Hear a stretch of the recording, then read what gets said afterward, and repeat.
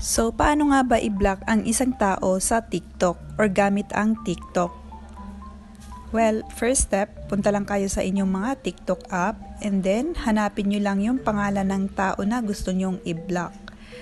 So, dito wala naman akong gustong i-block. So, hanap lang tayo dito ng sample na gusto natin i-block para may pakita ko sa inyo. So, for example, ito yung taong gusto mong i-block, okay?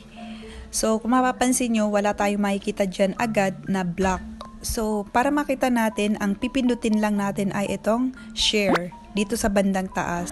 Pagkapindot mo niyan ay tumingin ka naman dito at dito mo makikita yung block. So, itap mo lang yan. Pagkatap mo niyan ay lalabas naman yung ganito. So, itap mo lang itong kulay red na block. Ayan, pagkatap mo niyan ay okay na. Pero makikita mo pa rin siya guys, pero ikaw ay hindi na niya makikita. Okay, so hanggang dito na lang. Thanks for watching!